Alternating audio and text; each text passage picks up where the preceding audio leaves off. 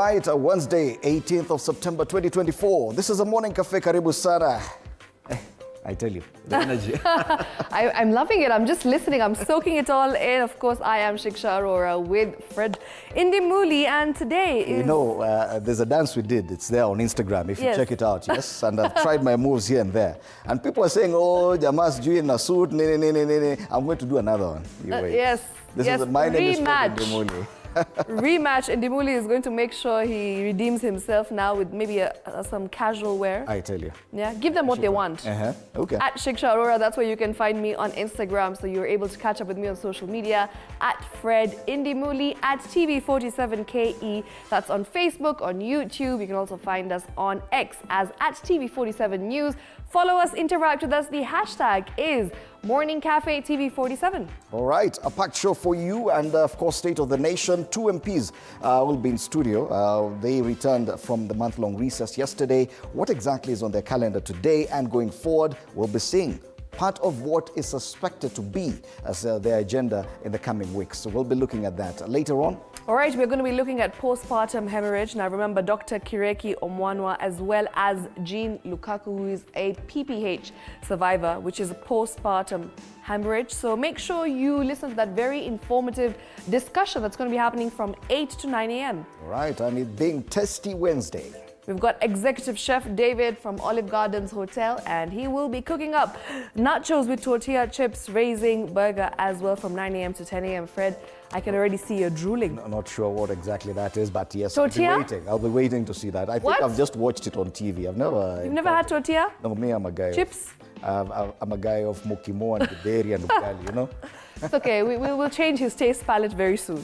A quick look at the dailies today, and I was telling you, yes, Parliament has some interesting agenda going forward. One of them, plot to impeach Rigiji revived, and they're saying that President Ruto allies say the deputy president may go for Christmas without a flag. Will that happen? Well, time will tell, but as for now, it's made it to the Star's cover page. Right. The other one, Kenyans stare at health cash crisis. That's a People Daily today. And of course, the shift from NHIF to SHA is a big talking point. Remember, we're just counting down to the end of the month, beginning October. Mambo itakuwa tofauti. That's a People Daily this morning. We also have the Standard, and of course, this is about the acting IG police Gilbert Masengeli engages in a back and forth with the courts. Damned lot. The court finds it desirable to impose this sentence as a coercive order as opposed to a punitive order. And the active police IG may actually redeem himself and comply by availing himself before the courts. That's actually making it to the cover page of the Standard. Also, P. Diddy makes it to the front page of the Standard today. Yep. He's there on the top strip. We'll be back to take a look at what exactly he's officially been arrested, right? Oh, yes. On the Daily Nation, what do they know about Adani deals? And they're talking about these 3 gentlemen, President William Ruto, his CS for Sports, who's an immediate former CS for Transport, Kipchumba Murkomen, and Transport CS, Davis Chirchir, who's an immediate former CS for Energy. Wanajua nini kuhusu this man? What an interesting photo, though. Oh, yes. It looks like he has a very calm face, but many questions about his character. Taifa Leo. Uongo wa Masengeli. Imebainika hakuwa maisha walinzi wa Jaji Mugambi, bali alimpokonya. Alinyang'anya Jaji bodyguard. Jamaa, usicheze naye. Of course, the Business Daily, where KRA catches 461 tycoons amid tax cheats crackdown. Now, this is a very interesting story because, of course, the super rich currently have been targeted after the finance bill. And this is something that Business Daily is going to be looking at very, very in-depth. All right, we'll be back for that. Let's cross the border into Uganda. The Daily Monitor, and I think they've gone back to, because it looks very much like the Daily Nation here. Yep. Previously, we've had a very plain, very neat front page. Sasa inakaa kama tu Nation hapa. Default settings. Yes, wamerudi mahali walikuwa. So they're talking about NSSF savers to get over 10% interest. This is the equivalent of our NSSF. So the National Security Fund Managing Director Patrick Ayota is bullish about savers reaping impressive returns on their investments thanks to the fund's remarkable growth last financial year. When did you last hear about Kenya's NSSF giving you a return on your investment? Do you even know how much you've saved at the NSSF? Nope. You just deducted every month. Well, in Uganda, it's on the front page and they're being told, yes, from your savings, whatever amount it is, you get 10% every year. I love that. It's actually quite informative and educational. You know, it's a way to raise awareness because, as you said, a lot of people don't know about Believe this. you me, you've been paying NSSF for quite a while. Do you even know how much you have? Even if they told you you're going to earn 10% from it, you have 10% no idea of what? exactly of what the amount is. So this is something the Daily Monitor is monitoring very, very closely. Something else happened at the Kampala City Council Assembly. Yesterday, kulikuwa na vita. Yep. And they were fighting over garbage. So they say KCCA councillors take garbage fight in own hands, trash in the city. So are they talking about trash the garbage or trash inside the assembly? Yeah, there's a picture there of members of the Kampala City County Assembly. In a scuffle. Yes, in a scuffle inside the chamber. Quite a lot of action Trash there. in the city. Still in Uganda. All right, mergers plan out for staff recruitment. Of course, employees from 21 agencies to sit for interviews starting next week. So that's going to be happening next week. And then we also have another picture right there of Karuma Bridge to be closed for 3 months. And this is courtesy of the Minister of Works and Transport, General Katumba Wamala, with officials and engineers as well, who went actually underneath the dilapidated, is that how you say it? Yeah, dilapidated. Dilapidated Karuma Bridge yesterday. So this is the announcement of the closure that's going to be happening, that is starting Monday for a period of 3 months. All right, that's a new vision. And they also make mention of what happened at the Kampala City County Assembly. Over the garbage report. Councillors fight over garbage report. So garbage, trash. In the city. In the city. That's a new vision. We've vuka boda into Bongo. Gazeti la Mwananchi habari kuu pale wanasema Samia acharuka. This is not the kind of Swahili you hear in Kenya. Kucharuka ni kukasirika. Yeah. Asema hatavumilia mtu atakayechezea amani ya taifa, 4R zisiwe kigezo. Aonya kauli za mabalozi akisema hatuelekezwi cha kufanya. Hapa mbinu polisi kukabili uhalifu wa kimtandao. Na ansisitiza ukimya wake usichukuliwe ni ujinga. Uwe mama amekasirika. Samia acharuka. Habari kuu pale kwenye gazeti la Mwananchi kule Bongo. Still in Tanzania, The Citizen. This says Samia to envoys, our sovereignty must be respected. And yesterday she urged foreign diplomats in Tanzania to respect the Vienna Convention on Diplomatic Relations, saying that the government is governed through its constitution, not directives from outside. It's interesting that Tanzania is going through this. We used to go a lot...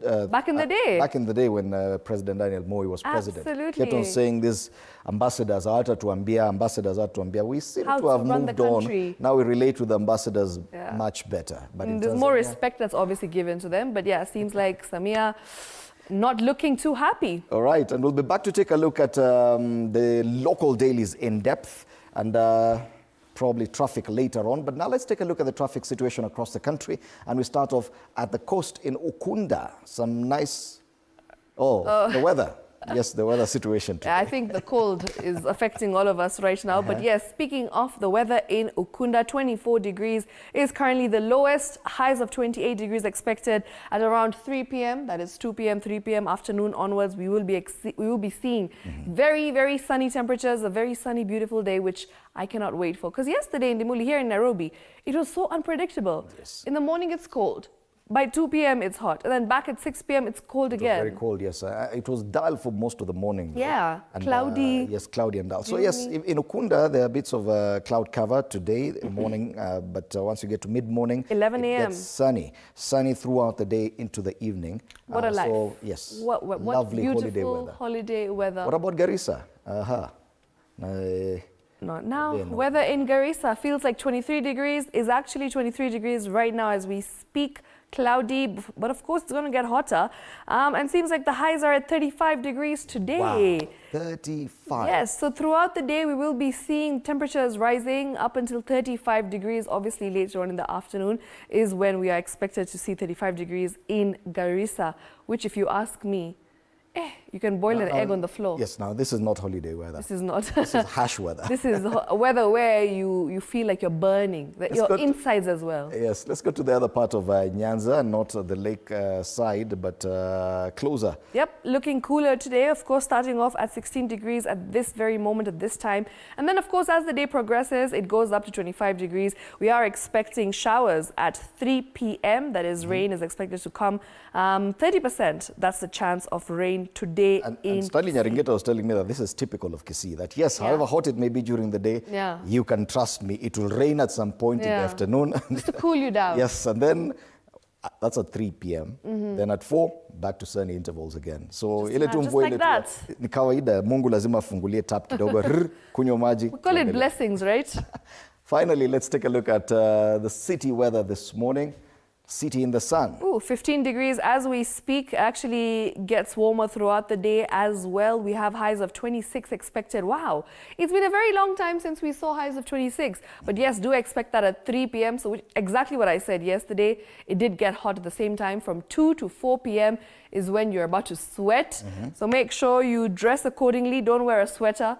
But note this, that up until 10, it promises to be a bit chilly. Yes, it the does. highest this morning is 19. about 19 degrees, so you will feel a bit chilly, but don't worry. Once you get to the afternoon, it goes back up. All happiness So. right there. Okay, so that is the weather update. If you see anything, if you want to talk to us about what you feel, what's happening on the roads, so we'll also be discussing traffic updates later on. Remember, the hashtag is Morning Cafe TV47 at Shiksha Arora at Fred Inimuli. But for now, let's take a look at what's happening in the locals. Oh yeah, before that, today in history.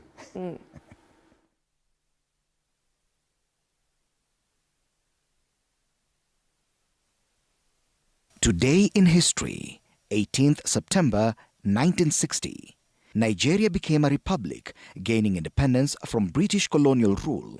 This marked a significant milestone in the country's history and was a key moment in the broader context of African decolonization.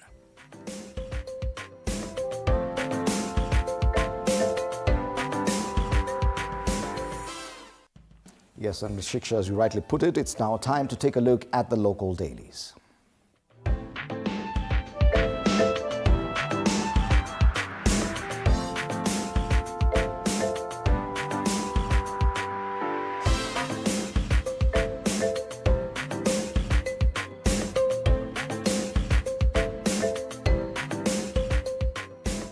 Right, and we start off with a star because people read the star. Absolutely, and of course, right at the top there, plot to impeach Riggy revived.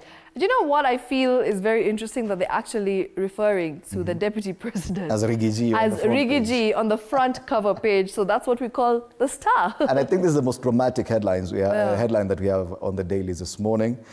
This is, I remember there was a meeting where it was said that the president actually, a few weeks back, he told all these MPs who are eager to impeach the deputy president to go slow on that. But it appears It's back again. from the weekend, the vibe against the deputy president is going high.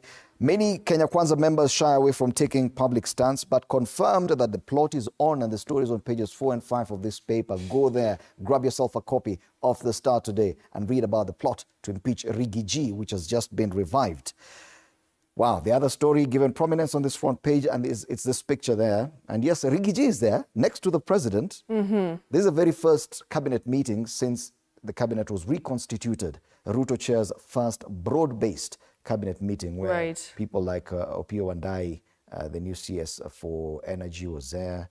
People like John Birdie, the CS for treasury, Hassan Joho, sitting down in a cabinet meeting for the very first time in his life. They were there yesterday at State House, Nairobi. Right at the top of course, we have a picture of the IG there, and it says he was condemned unheard and files appeal. That's on page 2. And the top story. It's interesting. I've seen one lawyer complaining online that the Court of Appeal certified this issue as urgent, yet this is the same person who has been ignoring orders of a lower court. Why would you grant him such redress so fast? Kama amekataa kusikiza koti akatae kabisa. Right at the bottom, of course, we can talk about weather matters. It says 5-day forecast. So it says too dusty where you are. Some rain may be coming soon, says weatherman, which, by the way, is very confusing because according to me, I thought we're done. No. There's October. Short rains in October. But does that really happen because of global warming as we know? Well, it may delay a bit, but... it should happen eventually. It should happen, and according to the forecast is that, yes... It will happen. I agree with them. It's getting a bit dusty, though. It is. Loose dust everywhere because of the sunny intervals. But yes, some rain would be a nice relief for now, but just a bit, not too much. Of course, appeal for help. Woman needs 6.3 million shillings to treat spinal injury, cancer and arthritis on page 20. And then we shine a light that is on self-care on page 21, a call to action for women's mental health in Kenya, which, by the way, is something that we've not been seeing off late, because I feel like most of the stories have always been focusing on men's mental health. But this time around seems like we're shifting gears, going back to women's mental health. Interesting. On the People Daily matters health, Kenyans stare at health cash crisis. The president had to move fast after it became known to him that nothing is moving on the ground. And this is about insurance. Authorities supposed to inherit NHIF still in shambles as deadline beckons. And there's been this call for Kenyans to register with the SHIF by the end of this month. It looks like nothing much is happening. And the president, according to this paper, and according to a source it's quoting, even the president had to move in and intervene because of the slow pace of how these things are moving. At the top there, we see how security withdrawal is deployed to intimidate state critics. And that is currently on page 5 of the People Daily. I like this other story here highlighted on the front page of the People Daily. Why KRA wants churches to pay Caesar. Yes, churches have not been paying any taxes, but hey, this debate, kushua wanaweza. Yeah? There's a new bill actually before the Senate on regulation of churches, and this is where this story is coming from. Do you think that we should get all churches to start paying tax? It's a very interesting question. Very controversial discussion as well. That's Maybe the People you can Daily. have that conversation today at 6:30, which I'll be looking forward to. All right. Believe you me, none of the elected leaders would want to mention that discussion. It's a very dicey one. All right, now the Standard, the top of the Standard, we have a few pictures here which we'll get into, but let's take a look at what's happening predominantly in the cover page, where majority of the page is filled up with the photo of Acting Police Inspector General Gilbert Masengeli, and it says damned lot. As the Acting IG of Police, Gilbert Masengeli engages in a back and forth with the courts, and this time he actually threatens judges with withdrawal of their security.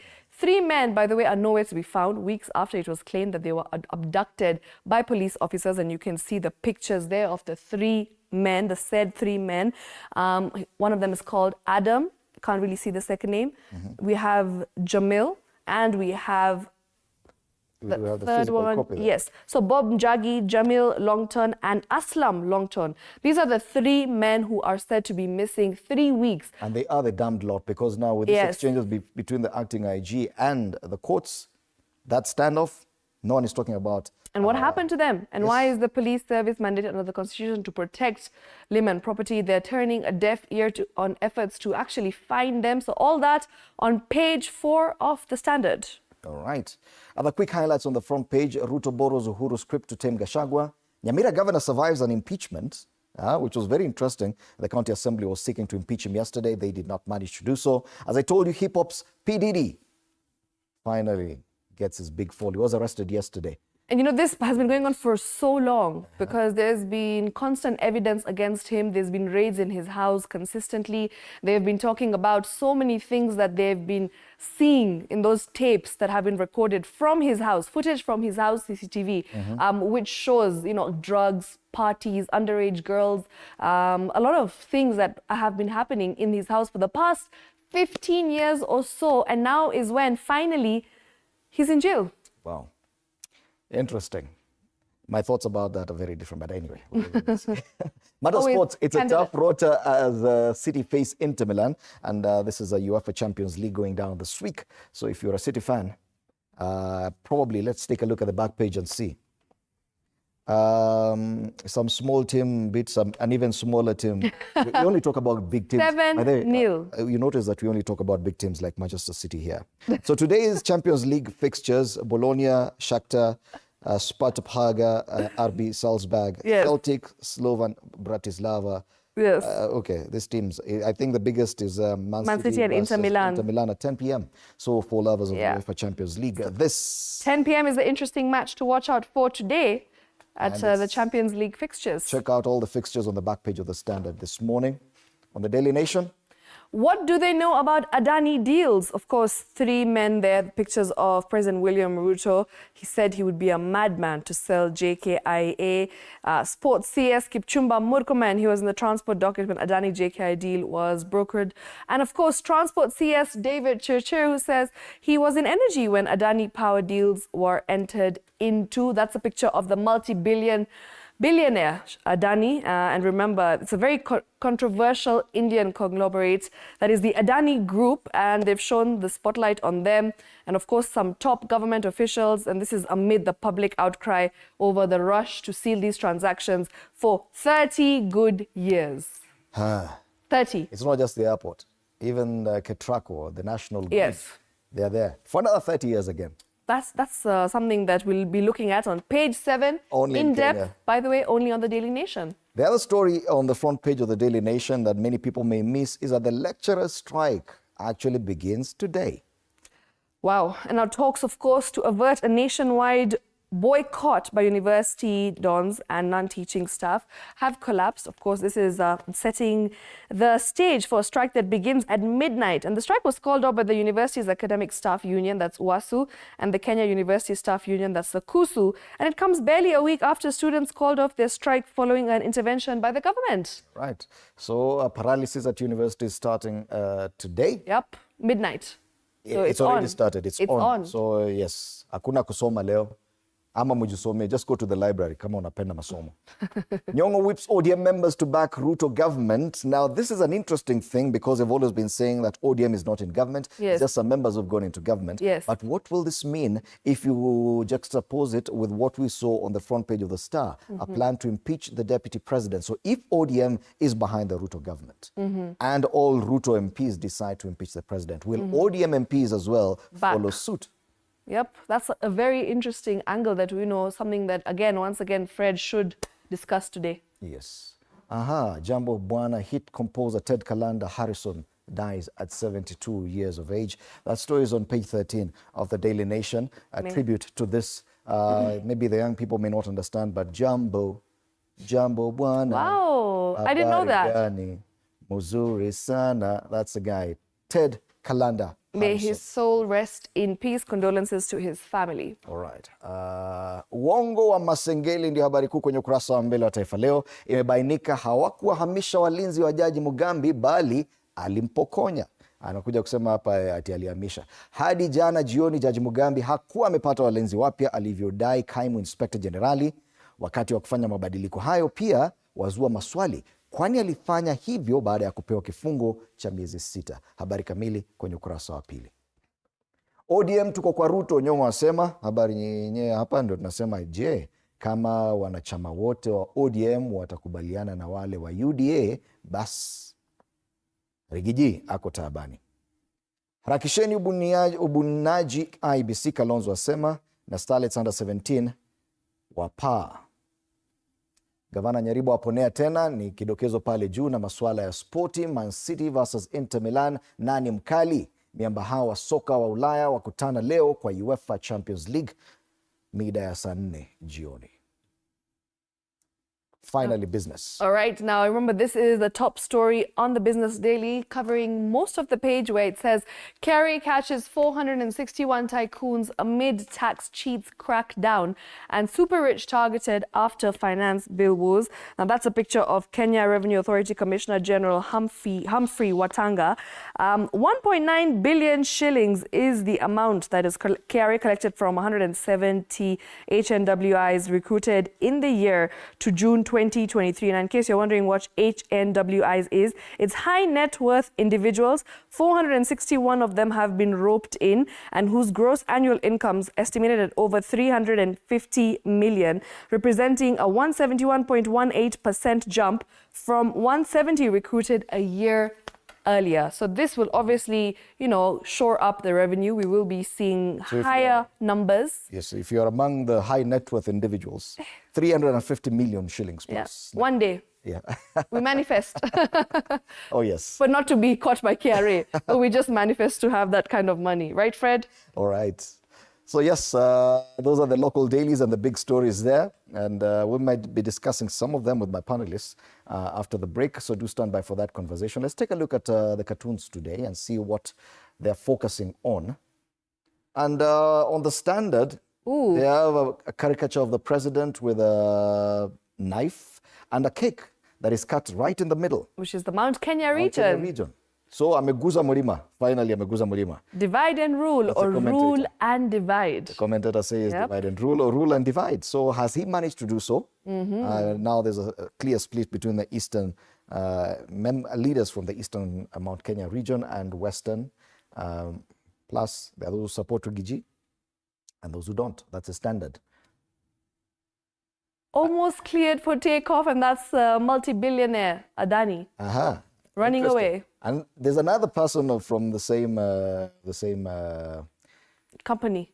not company. This one, if you look at this nose, Yes. Who is that? this caricature, if you're looking at the dailies back then in the 90s, Okay. then you'd recognize this image. This is the one and only Kamlesh Patnaik. Father Paul. Yes. All right. You just look at the nose and you know who they're trying I was to like, that's a depict. very unfamiliar nose, but now Fred Inimuli knows it all. So yes, this person has been there, has been linked to so many different scandals. Now there's a different person. And he's actually taking it with a gift ribbon. So he's just handing chasing over. him. He's just handing over the Wow. baton from one Yes. Controversial businessman controversial businessman to another. another controversial They businessman. almost cleared for takeoff. This one moved to a different. So are they actually comparing Adani to Father Paul? I think so, because even he was involved in quite some mega scandals. Goldenberg. Yes, back in the day. Then Yes. he moved To Dubai? and then to Zimbabwe. Yes, now he's conducting his trade in Zimbabwe. Actually, from what I understand, he's based in Dubai. I don't know if you watched the documentary about him. Yes. That was very interesting. In Dubai and Zimbabwe. Yes. All right, so yes, that's a Daily Nation. And back to Murima, this is the People Daily, and we have this gentleman seated on the mountain. The top with of the mountain, the with summit. With a throne now. It says, point of correction, the volcanic eruption will be called vote of more confidence. It's linked to the intended impeachment. Yes. And so he says, okay, fine, you wait and see. That volcano you're talking about could actually turn out to be more confidence for me. All right. Yeah. Interesting. Usiguze Mlima, ameikalia. I love how he's seated there, cross-legged. All right. Those are the cartoons this morning. And just before the break, let's take a look at the traffic situation. By now, it must have built up. 6:27 a.m. Yes. And you can see this is if you need to know that there's traffic in Nairobi, go straight here to the Pangani interchange, and you can see the snarl up is building up slowly. This bottleneck between not Muranga Road, Kiambu Road, and Thika Road. Yes, you always can see where that long stretch of deep, there's a dark build-up, maroon. hold-up of traffic right there. Yes, so expect to spend a few minutes there if you're coming from either side as you get towards town, but it's nothing to worry about. The other usual trouble is on Jogoo Road. It's looking much better today as compared to yesterday. Yesterday there was Obviously, a long where the bus stretch stations. of red. Today just bits and pieces here at Makadara, Mbotela, City Stadium, Landis Road. And on Landis Road, it's on both sides of the road, heading towards town, heading away from town. So people are busy. Gong Road as well, there seems to be a hold-up right there on Gong Road. Oh, yes. This is further down as you get closer towards, what do you call this? Uhuru Park. So, yes. But further up on Gong Road on Junction Mall, a bit of a snarl up there at the lights. Also, what do you call this? Adams Arcade and Prestige Plaza. Usual trouble spots, but nothing much to worry about. Nothing unusual so far. As The we southern part of the city, that's Langata Road. It's looking good. Mombasa Road too, it's looking good. There is a bit of a snarl up right there, though, I in think red. this is an entrance Of into the the expressway. expressway at Imara Daima. After that, Noted. it's looking smooth. Let's take a look at Waiyaki Way. And I don't expect anything this morning. I think it's okay. There's a bit of a snarl up here. But then also again, at the entrance of the expressway. Expressway, Yeah, yes. so many people are keen to get onto the expressway there, and that's just around Lion Place area. But after that, it's smooth all the way. Further up, even around Nairobi School, the usual trouble at the bumps, not so much this morning. So the traffic situation is not so bad. All right. Of course, if you report anything unusual, something that catches your eye that you would like to tell us about, you'd like to inform us about, please feel free to do so. The hashtag is Morning Cafe TV47 at TV47KE on X. That is at TV47 News rather on X, on Facebook at TV47KE, at Shiksha Arora and at Fred Indimuli. Yes, and a quick reminder of the conversations we hope to have. State of the Nation, Basil Robert Gui MP Yatta constituency and Duncan Maina MP Nyeri Town will be in studio. Unfortunately, Daniel Makundu MP Nyaribari Masaba will not make it this morning. After that, we will be talking about postpartum hemorrhage with Dr. Kireki Omwanwa as well as Jean Lukaka, who is a survivor, PPH survivor, from 8 a.m. to 9 a.m. So do watch out for that conversation.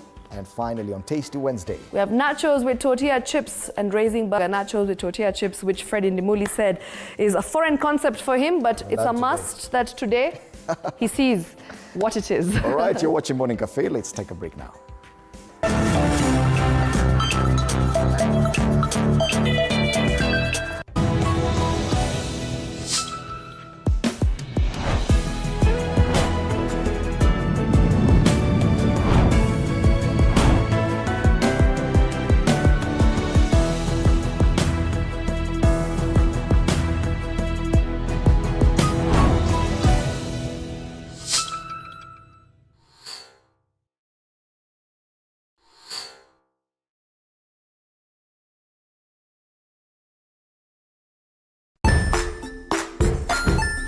Hey there friends, welcome to Kids on the Block, where fun and imagination come alive. We dive into magical world filled with exciting adventures and awesome friends. What position were you in? I was number 2. What position were you? Number 1. He decided to cross the bridge by his house and look for food on the other side. We're going to do half cup of chocolate chips, and the other one, we're going to do half cup of the blueberries. So, grab your imagination hats and get ready to explore with us. Join us every Saturday at 9 a.m. for new friends, amazing stories, and tons of laughter.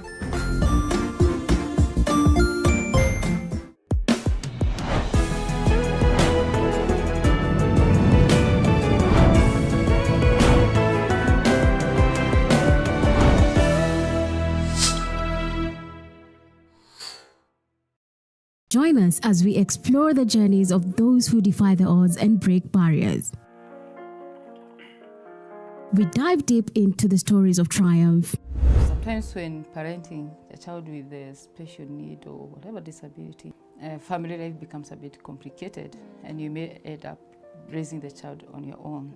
Here, we inspire. I have a farm which one we showcase with other dyslexic youths and autism, how to farm. Motivate. It's never easy, but what we do, the best thing is to work with another parent who has an elder child than yours. And break through the barriers one story at a time. Push your boundaries beyond the limit. Saturdays at 8 p.m.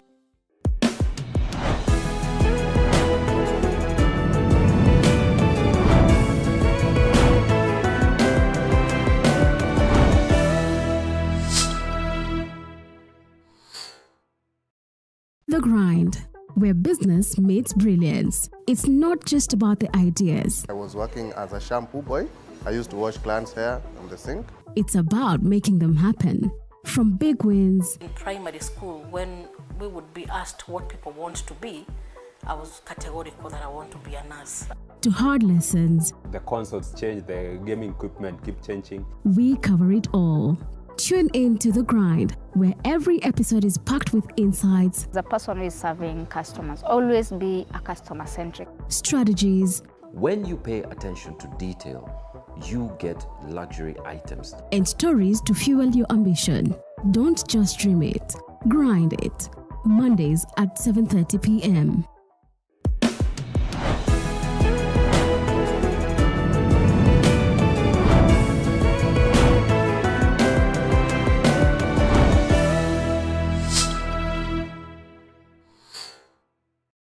Jiunge nasi tunapoangazia safari za viongozi bora.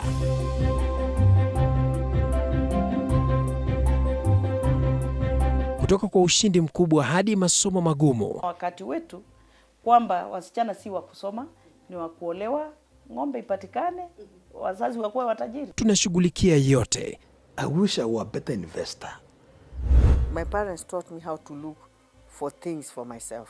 Tazama Mfahamu Kiongozi, ambapo kila kipindi kimejaa maarifa, mikakati na hadithi za kukuza azma yako. For me to succeed, I have to fight. Kila Alhamisi saa 1:30.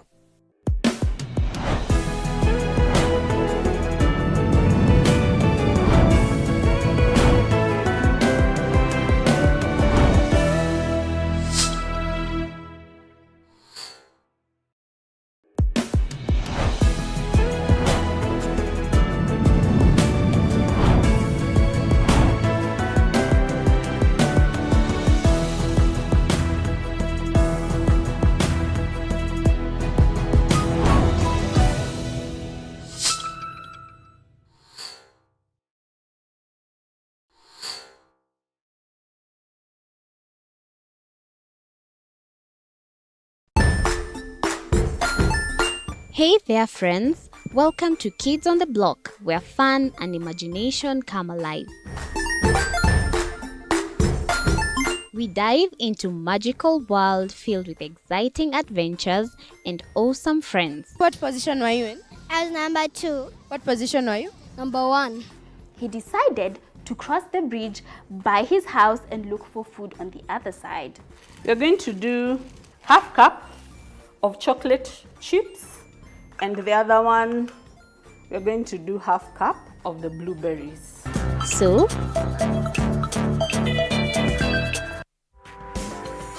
all right, welcome back. You're watching Morning Cafe right here at TV47. My name is Fred Indimuli. Time for the State of the Nation. A big look at the headlines today. Interesting ones. A damn lot. That's a big headline on the front page of the Standard, talking about the 3 men who are still missing, said to have been abducted by police. And this is the reason why the courts have been issuing orders to the acting IG of police, Gilbert Masengeli, orders that have been ignored and have led to a standoff between the police service and the judiciary, the latest being the withdrawal of security to Justice Lawrence Mugambi. That's on the front page of the Standard. The Business Daily goes about talks about matters to do with tax collection. KRA catches 461 tycoons amid tax cheats crackdown. What do they know about Adani deals? 3 men, President William Ruto, sports CS Kipchumba Murkomen, who was a transport docket CS when Adani JKI deal was brokered, and also transport CS Davis Chirchir, who was in the energy docket when Adani power deals were entered into. These are 3 men that need to answer questions on what exactly Adani is doing. Also, lecturers' strike begins this morning. What does it mean? That's the front page of the Daily Nation. Now, the most dramatic headline this morning is on the Star. Plot to impeach Rigiji revived. President Ruto allies say Deputy President to go for Christmas without flag. Yes, meanwhile, the President chaired his very first broad-based cabinet meeting yesterday, where the newly appointed CSs got their chance to sit at cabinet level for the very first time. And also yesterday, the National Assembly returned back to work after a month-long recess. We do have one member of the National Assembly with us this morning, Basil Robert Ngui, MP Yatta constituency. It's a pleasure to have you in studio. Karibu sana. It's always my pleasure. Yes. You are now back at work after a month-long recess. There's a lot that can be said about that return to work, even before we get to some of these rumors that are going around. What is a big agenda that you are working on in the interim, or at least in the short term? Because there are matters to do with the reconstitution of the Iebc and others. Kindly take us through parliamentary order, at least for the short term. Thank you, Fred. I think the most important thing now, we have the Iebc Reconstitution, which has to be one of the main agenda in Parliament. Then the next thing will be the supplementary budget. Remember, our budget is a big, we're talking about 3.8 trillion budget that was passed. And for sure, to finance such a big budget is not a walk in the park. So there will be a supplementary budget that is likely to be introduced to Parliament so soon. We are talking of streamlining the bursary system, which is also top of the agenda in Parliament. Although, of course, as many Kenyans would say, the NGCDA bursary is one of the very evident bursary system that has made sure many needy students have been able to access education and in line with the right to access to education. So that discussion of trying to collapse other avenues or other bursary systems is still top of the agenda in Parliament. We have some pending bills. Yesterday we spoke about the coffee bill, which was being discussed, or which was read for the second time in Parliament. We have the equalization bill, that is the one on equalization fund, and many other bills that are pending in the House of Parliament. Okay. Talking about financing the budget, while you were in recess, there was a lot of talk from Treasury, and the CS said that there could be some reintroduction of aspects of the finance bill that was rejected. What kind of debate should we expect, given the kind of divisions we saw in the House, now that it is a broad-based government? If you look at the dailies, the new ODM leader, Professor Anyang' Nyong'o, is saying ODM members are backing William Ruto. I said earlier here on the same floor, that is in the TV, that a rift within ODM is likely to be witnessed in the coming days, because if you recall very well, very many members, particularly from the opposition, were against the introduction of many clauses, particularly talk of new taxes, because the issue is not just introducing taxes, but how do we effectively utilize the money that we collect. That is where the problem lies. You find you collect so much money, but the money is not properly or prudently used. And as a result, Kenyans are forced to shoulder more challenges in terms of paying more taxes. And that is not what many people's representatives want to see. Because the point is, the money we collect, do we use it the way it's supposed to be used? We have seen so much misuse of public resources. Of course, corruption has been hailing in this country since 1963, and many other concerns that have meant the Kenyan government not to be able to fund the money that, the budget that we formulate. So these will come to Parliament, the new, new clauses which were already stipulated or enshrined in the 2024 finance bill. They are likely to find themselves in the Parliament. But as I said, of course, the numbers, the Kenya Kwanza government will have the numbers. Now they have of ODM members on their side, but of course there is a group of ODM members who are independent thinkers and who are going to stand with Kenyans and who are going to say no to these punitive clauses which are likely to be introduced. This statement by the ODM party leader means something, because previously the party has denied any direct working agreement with William Ruto's side. But this declaration by the party leader changes everything. It changes the game. It means it's a party position that now ODM is backing William Ruto, not some members of ODM, meaning that even the whip, the minority whip and the minority leader will be keen to follow what the party leader says. That changes the game for Parliament going forward. How bad do you think it will be, or how good? I think now, going with what is happening now, it's like the time of single party system, because for sure opposition strength is completely being diluted in Parliament. And as I said, this is a point where Kenyans have to observe and closely follow the people they elected to represent them in Parliament.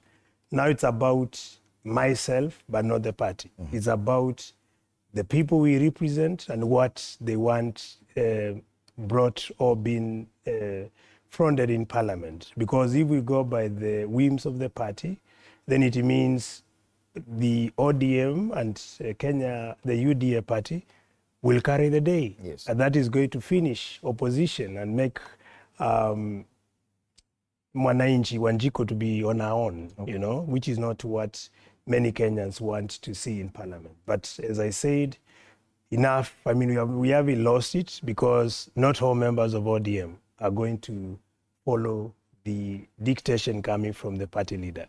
Yeah. The other issue, and I think this is huge, is the reconstitution of the IEBC, because people have been waiting for this for quite a long time.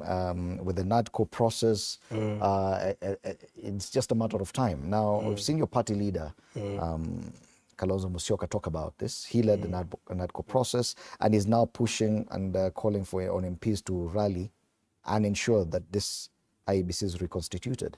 Yet the game has changed with what we're seeing with ODM and Kenya Kwanza, because the difference was between those two parties, mainly. ODM has quite some numbers there, and they wanted some space within the selection panel. Yes, of course, it's their right to have space within the selection panel, but the idea of IEBC is long overdue.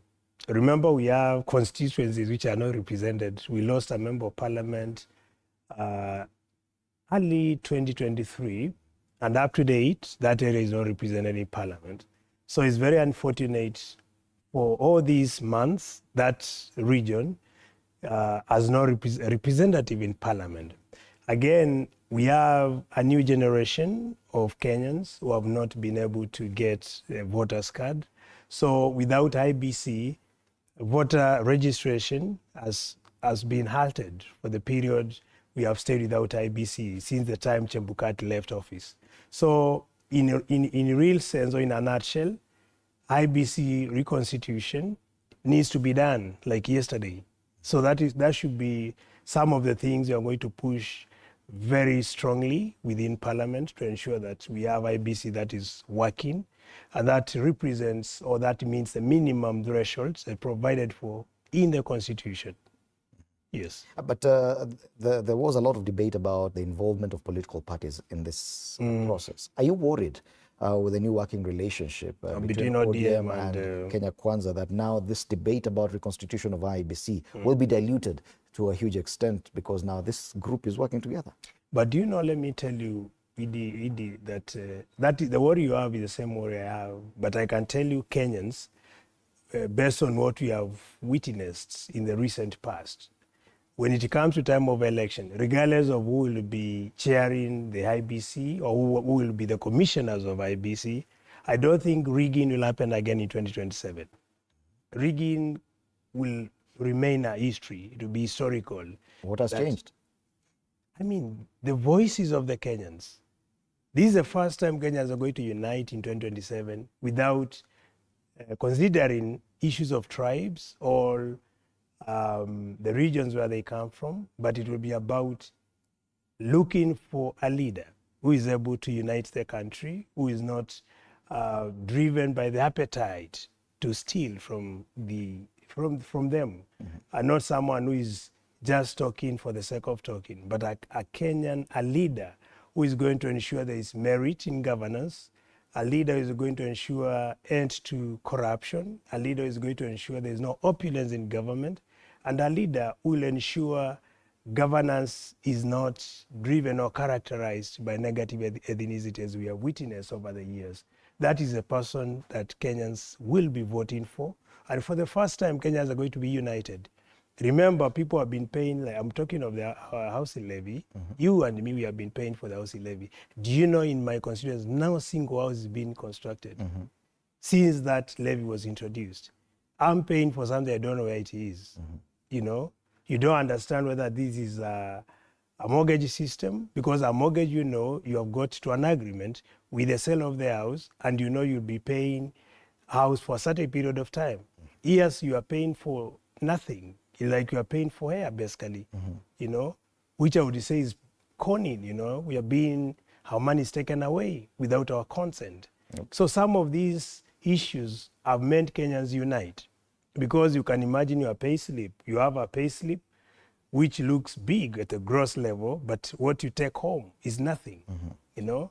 The other day, even our staff, they go with the NHIF card. It's not respected or honored in hospitals. So some of these concerns have meant Kenyans say enough is enough. Now we have the JKI being sold to Adani, without following the due procurement process. The Article 227 was purely violated by the former CS.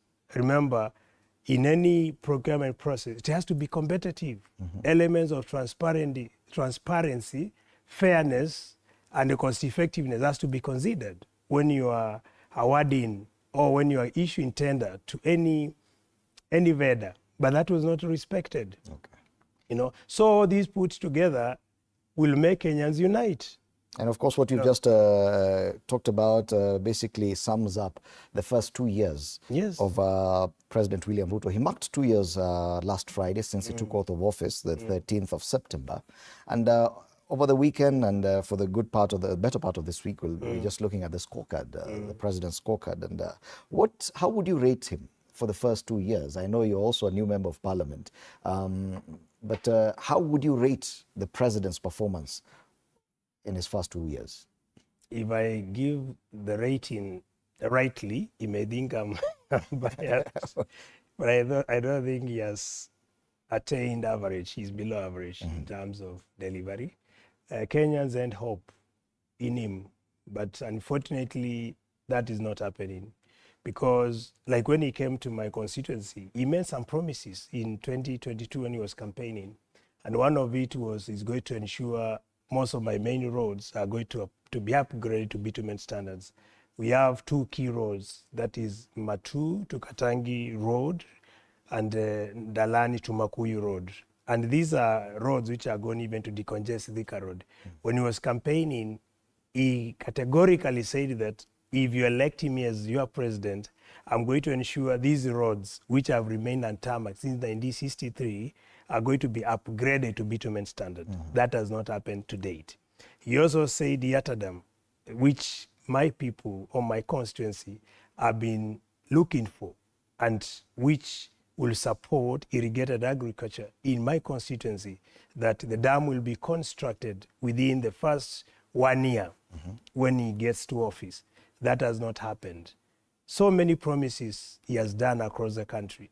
Then you ask yourself, and on top of that, we are paying more taxes than we have ever paid before. Remember, when he got to office, he has introduced many taxes. We are talking of housing levy. We are talking of introduction of the fuel levy from 8% to 16%. That is 100% increment. So you expect with increased revenue collection, more to be seen in terms of implementation of services. That is not happening. If you talk of employment, actually it is the first time many Kenyans are losing jobs, and elements of negative ethnicity taking a center stage when a recruitment is happening. If you do some sampling, random sampling, and you do profiling of Kenyans who have been employed in different ministries, you'll find 2 tribes are top in the land at the expense of the other tribes, which is against Article 10 of the Constitution of Inclusivity. So all these factors summed together make me to give him now the grade I've given him, below below average. And that is best color failure in terms of how you'd have expected him to govern this country. And if the president is marking 2 years, so is the National Assembly. And while you were on recess on the 25th of August, you marked 2 years, 2 years, yes, since you were sworn in as Member of Parliament. So it's also right for us to take a look at the performance of this Parliament, the 13th Parliament, which has come under a lot of criticism. Yes. 2 budget-making processes have, let me put it literally, not been successful. The Finance Act of 2023 has been declared unconstitutional. That matter is still before court. The Finance Bill of 2024 is still up in the air. Those are 2 finance bills that you have presided over as a National Assembly. You have presided none other. And at least clearly, you've not been successful in those 2. What does it say about the performance of the National Assembly? I think the National Assembly, I would say we are fairly in terms of, we would have achieved maybe a C in terms of performance, because the challenge which we have witnessed in Parliament is that lack of independence in Parliament. We have seen a situation whereby most members, they are not deliberately contributing in terms of what they're supposed to do in line with what their electorates or their constituents have sent them to do. But then many of them tend to succumb to the doctrines of their party. And that is what has meant even the 2023 Finance Act to sail through, the 2024 also sailed through. And this is diluting the reputation of Parliament, which you'd expect the 13th Parliament to perform, you know. But with what we saw with the Gen Zs, I think this trend is going to change. Okay. This is the time when people will now independently contribute as per their own, you know, feelings, and as well as to align with what their people or the electorates have sent them to do. Because remember, as delegates, you have been voted by people, not the party. So it's a time to resonate with the reality and the wishes of the people who voted for us. So what used to happen in terms of being whipped by parties may change, because I'm sure men have seen the agitation from Gen Zs, etc. But what has changed? Because we've seen over the past 2 years. You wait, let all these things come, the bill you're talking about, and you may see for the first time serious division in Parliament. Okay. Yeah. Now that we're looking at the past 2 years, there's been a lot of talk about how the executive has captured the legislature, how the executive has affected the workings of the legislature. But it could also be said that the performance of the National Assembly has affected the performance of the president as well. The independence of the House that you talk about, lack of it ensures that also quite a lot of government processes meet legal hurdles at the judiciary level. Through acts of omission or commission, members of parliament have failed this country and the executive by extension. Don't you feel that probably some of the criticism towards the president, because of some of his failures, could be blamed on parliament? That one I'll say no, because remember, the president has a very authoritative position to whip his members, and he enjoys majority of members of parliament. When he was elected to office, he did not have the majority, but he was able to woo members who are independent and some from the small parties, you know, to join him. And that gave him the numbers. That's what meant his side to be majority in parliament. So when now you say... ODM. Yes, now, because that's what I'm saying, he's trying to dilute opposition. So when we say that through members have failed him, that is not true. It is him who has interfered with the independence of parliament. If he did not take all who members to his side to have majority, some of the issues we have seen sailing through in parliament may not pass. But there is a simple reason why whatever he wants done is able to pass without any opposition is because he has been able to pocket more than half of members of parliament. And that interference is weakening. Doesn't it mean that he's just a good politician and is a better politician than the 349 of you? That he's managed to control 349 members? I'm not going to say that makes him a better politician. It's only that he has taken advantage of the situation we have in Kenya. For example, have you ever seen a situation where the president goes, you know, dishing out goodies, telling people, I'm going to do this to you. You know, if you come to my side, I'm going to ensure this unfinished project is going to be finished, you know. That kind of interference is what has weakened the government. And that is what has weakened the legislature or the parliament. Remember, when we pass budget in the country, the budget should be able to factor the needs of the country. And services should be implemented with or without interference of the executive. But unfortunately, that's not what is happening. Because if you ask yourself, the promises the president is making, the rubbish of promises, where does he get this money from? You know? Because if it's budgeted the country, it means each particular area within the country should have a share of the budget. The only challenge we have with our budget in Kenya is never itemized. So you don't know what services go to where. Okay. And what is being planned for what, you know.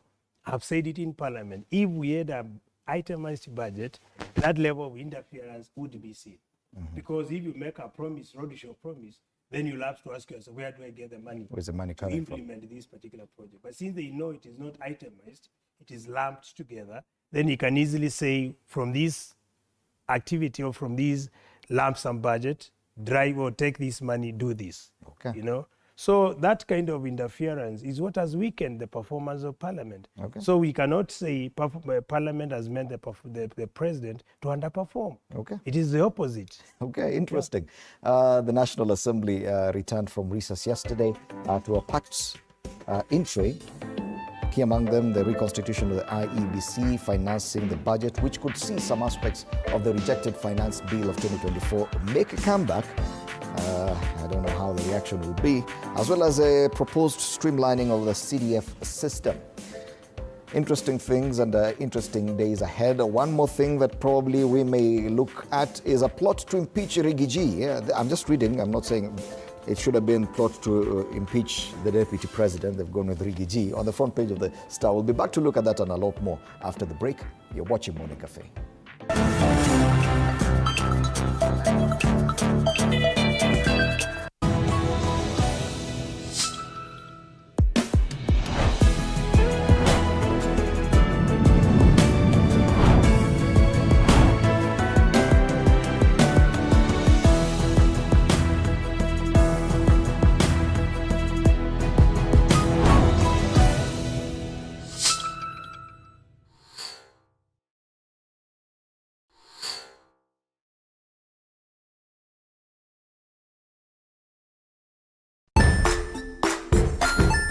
Hey there friends, welcome to Kids on the Block, where fun and imagination come alive.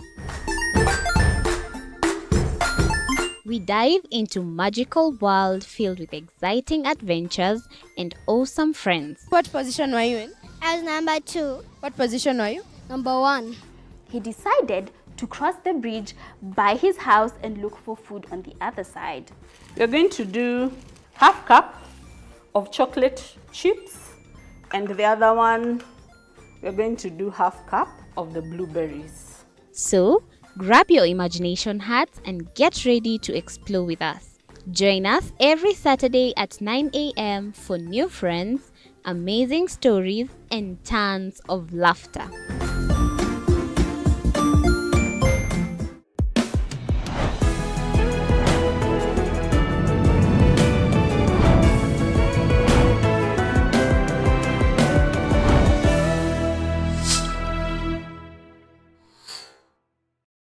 Join us as we explore the journeys of those who defy the odds and break barriers. We dive deep into the stories of triumph. Sometimes when parenting a child with a special need or whatever disability, family life becomes a bit complicated and you may end up raising the child on your own. Here, we inspire. I have a farm which one we showcase with other dyslexic youths and autism, how to farm. Motivate. It's never easy, but what we do, the best thing is to work with another parent who has an elder child than yours. And break through the barriers one story at a time. Push your boundaries beyond the limit. Saturdays at 8 p.m.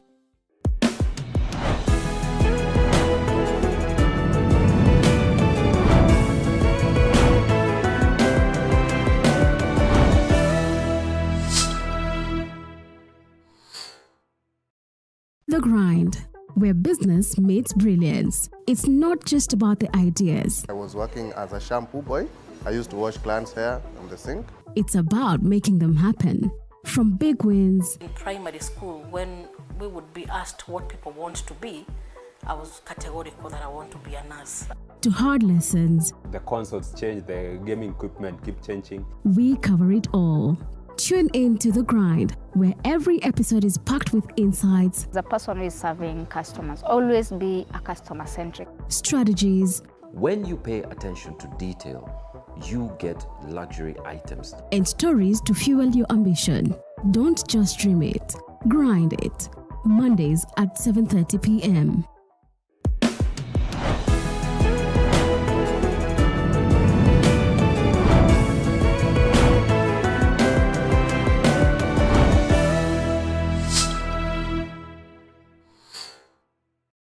Jiunge nasi tunapoangazia safari za viongozi bora.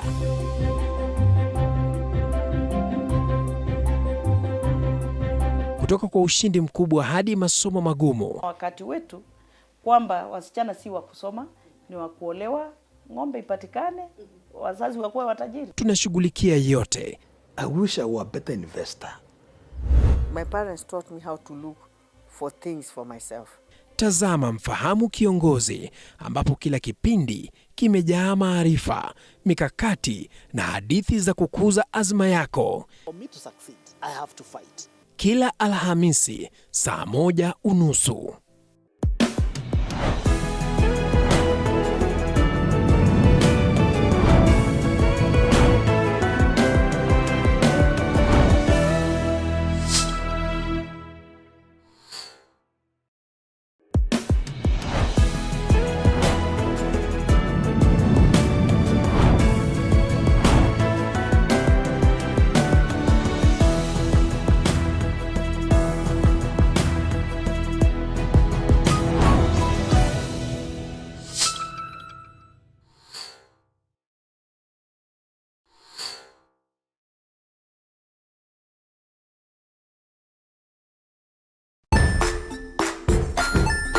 Hey there friends, welcome to Kids on the Block, where fun and imagination come alive.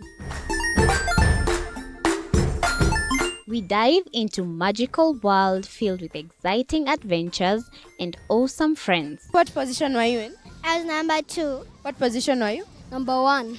He decided to cross the bridge by his house and look for food on the other side. We're going to do half cup of chocolate chips, and the other one, we're going to do half cup of the blueberries. Welcome back. You're still watching Morning Cafe on TV 47 with me, Fred Indimuli. We continue looking at the big headlines, the big discussions today with the MP for Yatta constituency, Basil Robert Ngui. And we've just been looking at the parliamentary in-tray. Now that the members of the National Assembly returned from a 1-month-long recess yesterday, and what they're looking forward to looking at. Before you went on recess, the National Assembly and other institutions conducted the vetting process of the police IG. Would we expect that the new IG will be appointed sometime this week? But even before his appointment, I think Douglas Kanja is set for appointment to that position. The person who has been acting in that position has been making headlines throughout this week. And he's there on the front page of The Standard. Gilbert Masengeli, Acting Police Inspector General. Now, he has been convicted of contempt of court for ignoring court orders 7 times.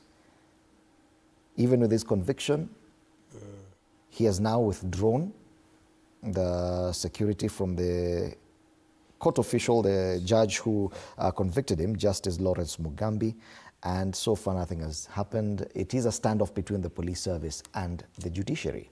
Now, as a member of the National Assembly, what can you say to this? This is the first time we're seeing such a standoff between the police service, the highest ranking member of the police service, and the judiciary, where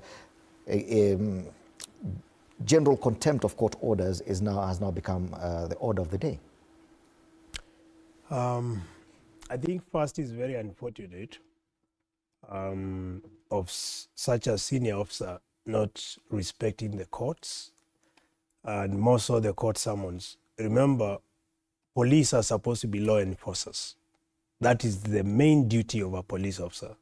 So if you are based on the responsibility to enforce the law, and you are the first person, and more so a senior officer, you are the one ignoring court summons, that is extremely unacceptable and is actually an irony. We should expect him to lead from the front by honoring court summons and more so ensuring other officers diligently obey the law. Because how will you enforce the law, which is their main duty, and here you are the first person to violate the same law? That is unheard of. Actually, the guy should just, if I was the head of state, I would just sack him immediately. There's been a lot of silence from that direction. He should have been sacked immediately because it's unacceptable, and we can't have such a precedence, because if we allow that, then we'll have no country. A country that does not respect law becomes a lawless country, and that country is basically degenerates to violence. We saw it with a country like Somalia. The reason why from 1991 Somalia has not enjoyed peace is because no respect to the rule of law. Now, we've seen that he has filed an appeal before the same courts, and the courts have given him, actually certified his appeal as urgent. But it is said that anyone who approaches the court needs to approach it with clean hands. He's approaching the same courts, the same process, the judiciary, for redress. On one hand. On the other hand, he is withdrawing the security for the judge who issued him with that conviction. What does that say about this individual that we're dealing with? And if at all this kind of trend continues, we've been talking about how rogue the police service can get. And the president, even before he became president, talked about a rogue police service, saying that that will not happen under his administration. But we're seeing a return of this, probably at even a higher level.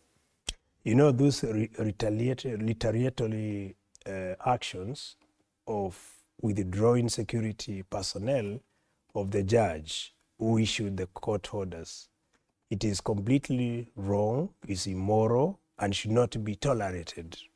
Actually, entitlement of security by the judge is within the law, is enshrined in the Constitution.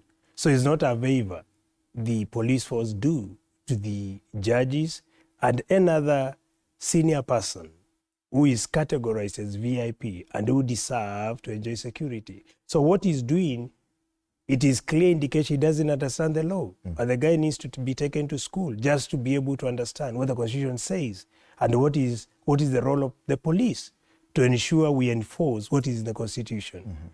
So this is someone who seems not to understand and is actually a disgrace to the police force. So it's a shame. Do you see us setting a precedent? That now with this kind of action, retaliating against the judiciary and basically failing to adhere to any order given to him, he may not necessarily be appointed the Inspector General. Someone else will. No, but he was just acting. Yes. I don't, for what I know with the Douglas Kaja, he's a clean officer and he's someone who abides by the law.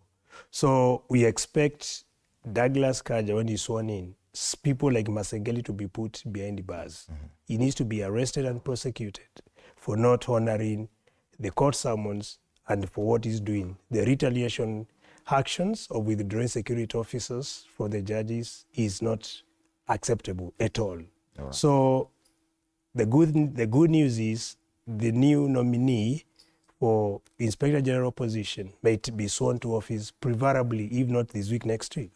And the moment he's in, I think this should be part of the first duty he needs to do, to have people like this gentleman prosecuted, so that we clean and we sanitize the force and restore the confidence Kenyans want to see with the police force. Okay. Yeah. Yes, that's a big discussion point.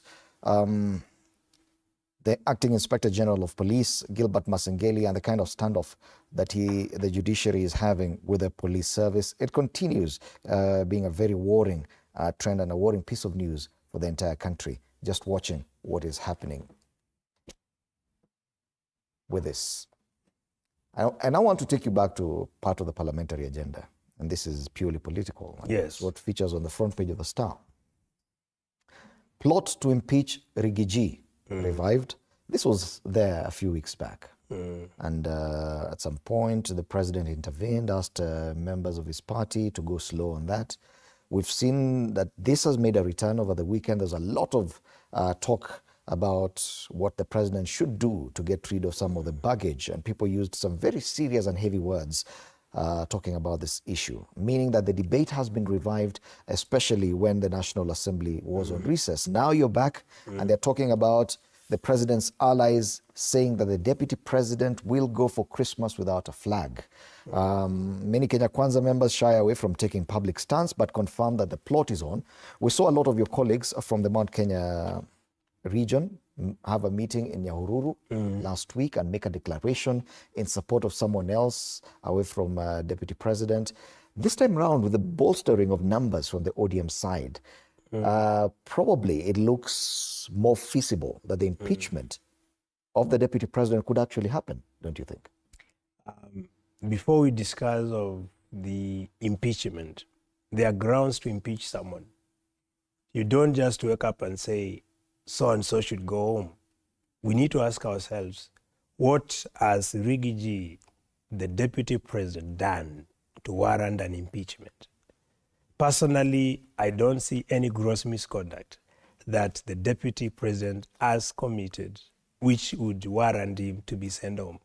So this kind of discussion and the motion being drafted and being tabled to Parliament is just to settle political scores.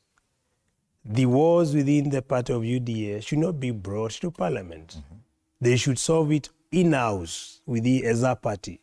They must have mechanisms to attend to concerns or to attend to disputes within the party. But they should not use Parliament to meet political scores or to solve issues politically. So myself and other independent members of Parliament will not accept such a level of impeachment. We can't even tolerate, because we don't see anything he has done which would warrant impeachment. If it was impeachment, should actually start from his boss, basically, not the Rigiji. Yet the numbers are there now. Because you see, the things we have witnessed, for example, we talk of Adani, that is outright theft. How do you sell your airport for 233 billion, you know, which is the same amount of money you can generate without selling or without privatizing the airport? Okay. Number two, the process that was followed contravened Article 237 of the Constitution, which are competitive processes. Again, you are awarding a company which is already accused of money laundering in Switzerland, and those accounts have been frozen.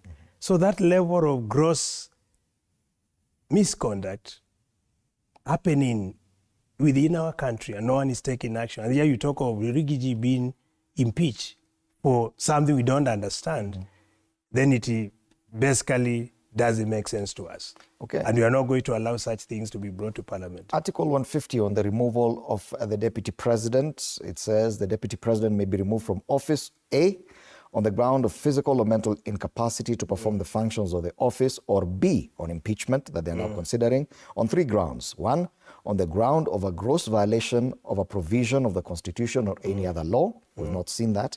Where there are serious reasons to believe that the deputy president has committed a crime under national or international law. We've seen attempts to link him to some of the violence witnessed during the Gen Z protests. And we've seen even some members of his office being investigated around the same. It could mean that probably there was an attempt to show that he was involved in a crime. And 3, for gross misconduct, which could be interpreted in so many different ways. Definitely. On the crime part, whoever is coming up with this proposal must have considered these issues. They must have a case as well. If they actually draft a proper motion and it comes to Parliament with the numbers and the support that has already been declared by ODM, it could very easily be that they, the proponents of this impeachment, could garner the supermajority they need. If you read clearly what you have already read to us, there is no way, if you talk of crime, he should have been prosecuted within the framework of the law, the Constitution. And if he is found guilty, then at that point, that particular point would actually hold water. And that could be used as grounds to prompt his impeachment. If you talk of gross misconduct, as I've said, I have no single evidence of the deputy president committing gross misconduct. If you talk of numbers in Parliament, the numbers of ODM, as I've said as of today, ODM is not intact as it used to be. there is an outright rift. And that one you are going to witness so soon. Because people are not just going to vote blindly for someone somewhere to be pleased. We are not there just to please people or to make sure people are happy because this is what they want, to make certain individuals achieve their goals. So that is not going to happen. So when this motion is brought to Parliament, it may not get the full support as it is thought or it ought to be. Because many members of Parliament definitely don't see any reason. There are no proper grounds for Deputy President to be impeached. Yes. But what then, therefore, would be the intention of these proponents of this impeachment? Because they're talking about it, and you can see there's a definite push towards it. What would be their intention if at all they know it will not be successful? Just an impeachment for the sake of one? I think sometimes it's supremacy battles. You know, the people who are fronting this motion, they want to humiliate, you know, to weaken the office of the Deputy President, which I don't think it is in a good spirit or is a well thought idea, you know. Because you see, if you look at now the mountain, as they call Mulima, people are fighting in terms of who should be controlling Mulima. And there are people who feel who are sending chills, you know, to the Deputy President, and who feel Deputy President, by virtue of, you know, being the Deputy President, the most senior officer within the region, he should be the kingpin. But then there are people within the same Mulima who feel they are the ones who are entitled to that. And they are trying to create that level of division. So they weaken that office and make Deputy President just be there as a stooge, not to be able to command the numbers he commands. And that could be the motive behind this impeachment. Yeah. All right. But what do you think, because it said that if you want to kill a dog, you give it a bad name. What do you think of the kind of pictures we saw at the weekend where the president was in Nyeri, the deputy president's home turf? The deputy president was not there. He was in the neighboring county of Kirinyaga. And then the president had an empty chair next to him. We know that any presidential event is usually very meticulously planned. And you already have a program. And on parts of the program that we saw, the deputy president was not going to appear. Yet there was an empty chair next to the president. What would that indicate? You know, sometimes politics is very interesting. There must be a reason, and one of it could be intelligence that the deputy president received. Perhaps there was planned booing, you know, he could have appeared there, then he's booed, or is humiliated in the presence of his boss. So that could perhaps made him not to attend the event. So politics is very tricky, it's very interesting. Before you attend such events, you must be sure your ground is solid. But you know, sometimes when someone wants to make a statement, they could even organize or mobilize people to boo him. And I think that could be the reason why he decided to skip and be in the neighboring Some county. sources indicate that the deputy president was not meant to be at that event either way, and the president's team knew about it, that he was not and they still put a chair there. I don't think just to show the public that the deputy president I don't think he was not invited. That one I don't think it is a second, because if he was not, they would not have put the chair there. But as I've said before, maybe there could be local intelligence where maybe some people will be mobilized to come and boo him, and that could make him not attend. Because if you attend and your boss is there, that is your region, and you're booed or you're humiliated, that sends a very bad message politically. That could be the reason why he skipped the meeting altogether. Yes. Otherwise, he should have attended. And and of course, the rift within within Mount Kenya, of course, as we have seen, is basically supremacy battles, you know. But it means that going towards 2027, the position of the deputy president or the running mate for William Ruto is going to be one of the biggest discussions or one of the biggest factors that will be considered in this election. There's already the Western Axis, the inclusion of ODM and the support from the Nyanza region, and all of these groupings may be gunning for the same seats to deputize the president. Now that ODM has declared they are firmly behind William Ruto, that could progress till 2027. This kind of support, they will demand something back. And probably it will be the deputy president's position. Do you think that is the biggest factor come 2027? You know, politics is dynamic. Anything is possible. So we cannot say that is not likely to happen. That scenario is likely to come. And of course, as I said earlier, I don't think 2027 will be about parties. It will not be about tribes. It will be about personalities. So whoever is thinking that by having that kind of arrangements or coalitions, taking people from this area, you know, taking good or dishing goodies to this region, is going to make them sustain or achieve their political goals, that may not be true. Kenyans will unite for a cause. And that cause is to have the right person in office, someone who will understand Kenya belongs to all of us.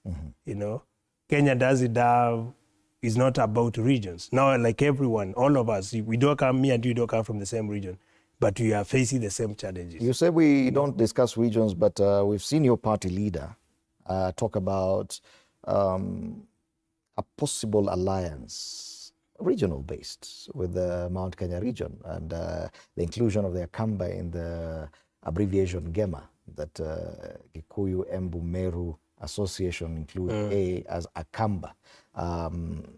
Isn't that regionalism still? And you come from one of the constituencies that neighbors the Mount Kenya region. Yatta is right next, I think. Actually, my constituency is cosmopolitan. When I'm campaigning, I don't talk about tribes. I don't bring the tribe card there.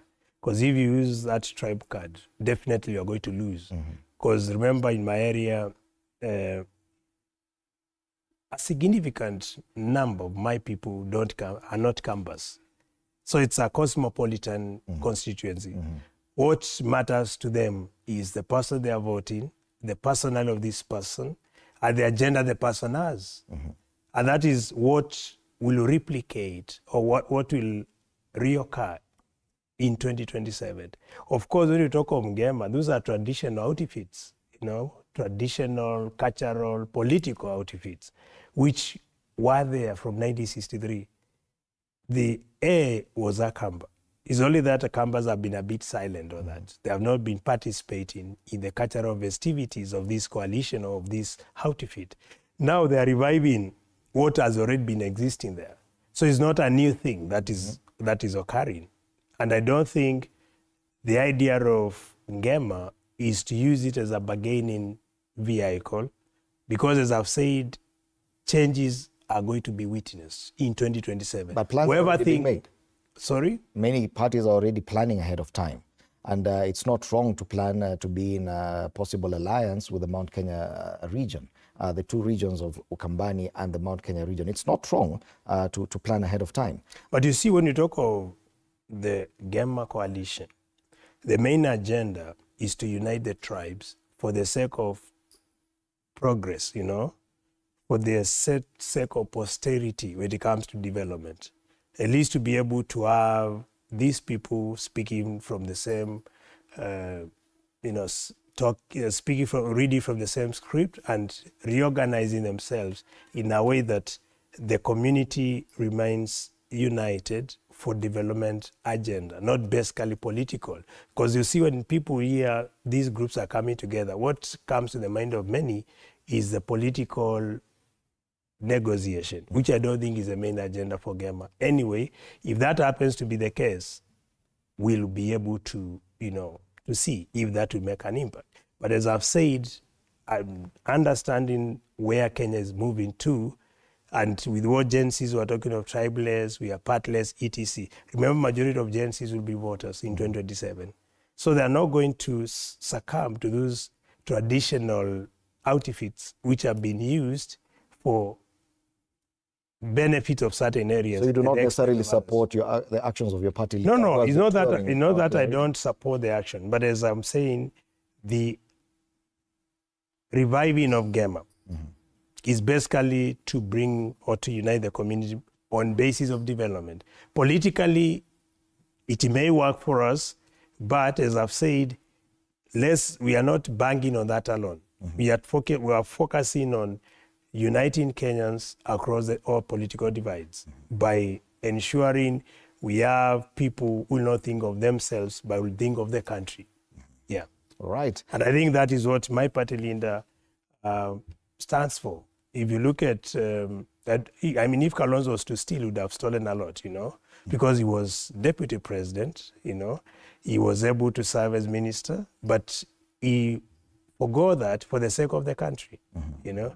Otherwise, we have seen, as Masengeli said yesterday, I mean, there have been thieves before, you know. So this country definitely, as we know our history, many of those who have been in those positions have taken that advantage to enrich themselves, which is not what my party leader did. Okay. Yeah, of course, when I speak, people say he's defend his party leader because he comes from the same party. But the truth has to be told. Okay. Yeah. But do you think that you mentioned Gen Z a lot, and you've been on recess, and you've seen the kind of confidence that the president has now.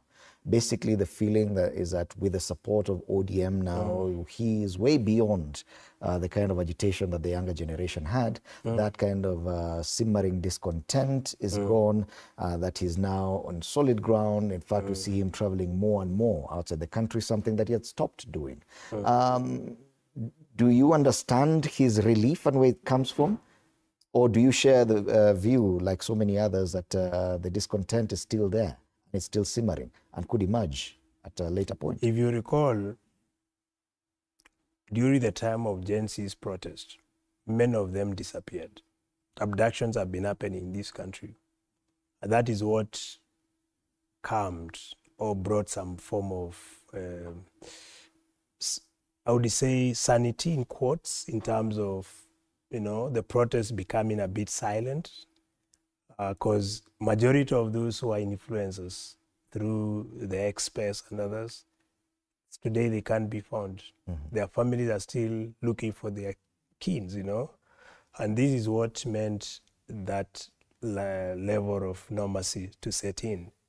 And as a result, it is making the president, the previous order to prevail, where we see the president making numerous trips.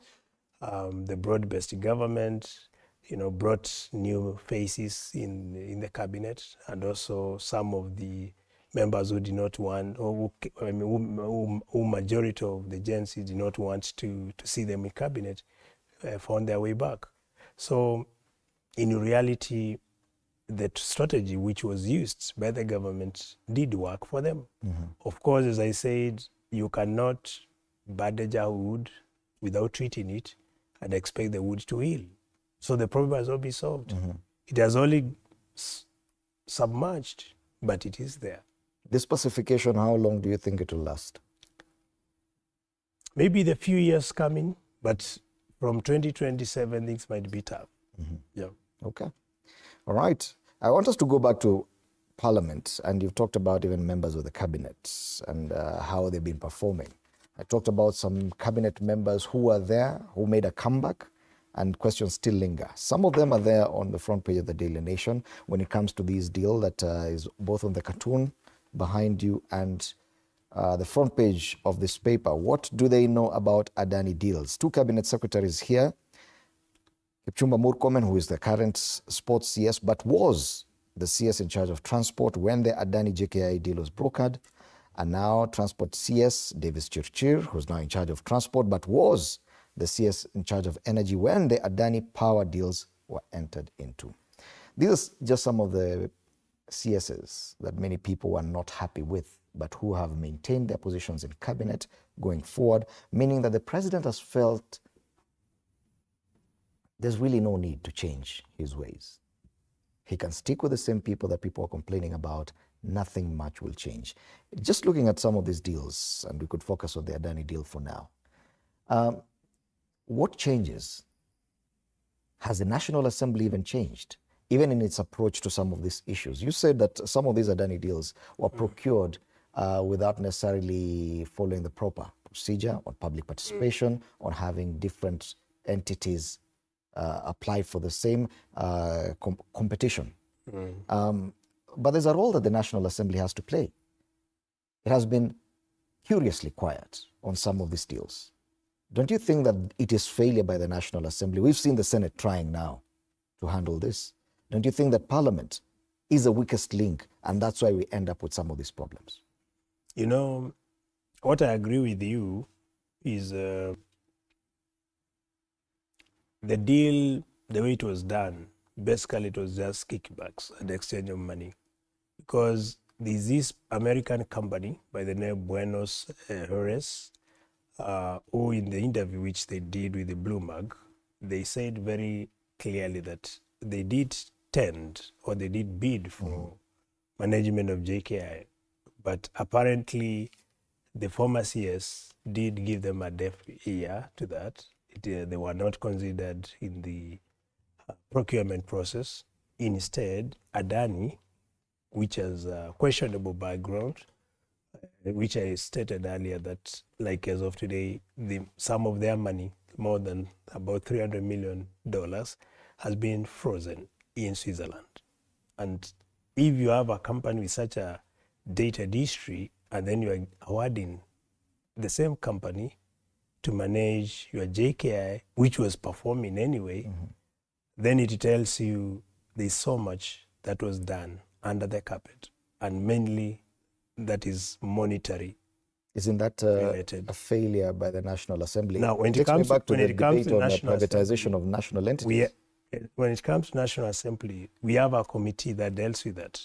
You know, the accountability, the committee on public, you know, the PAC and all that, they're supposed to be the one taking lead. And I'm sure we are waiting for the report to be brought to Parliament for us to be able to deliberate and be able to unearth what exactly transpired. But for sure, I'm sure majority of members of Parliament, we are not going to support these kind of things to happen. Do you expect anything to change? We may not, because already these people have signed the deal. Even if we cancel the deal, the guy will continue being paid anyway. So it is. Remember, he has already signed. And not only that, yesterday I read that he's even been awarded a Ketraco. That is already done. It's a done deal. With electricity. So those are two main or very key deals that Adani is signing, the JKI management and the Ketraco. You know? Does it concern you that the National Assembly's involvement in this was not there? What is happening, and it's not about the National Assembly, but people in powerful positions, the center of authority, the executive, they have blessed the deal. So Adani has blessings from the top. That's why he's... And that's what it That's takes. why it is progressing without... Yet the biggest role that the National Assembly plays is oversight over the executive. When we say that the executive is too powerful and it has blessed... True, but this is what happens when the executive has taken control of Parliament. Remember, majority are from the executive side. ODM now, who are now the majority within Azimio, have already joined the government. And I'm talking of majority of ODM members. So we are only left few of us who are with the Kenyans. The much we can say is to make noise. But we can't stop the process. Do you feel helpless sometimes? Sometimes that's a feeling. Assembly you know, like me, anything. It has reached a point now, because I joined politics to serve. That was the drive, which made me to leave the global service with the United Nations to come and serve my people. So now I'm focusing on the goal to see if I can make a change, the little change I can make in my constituency.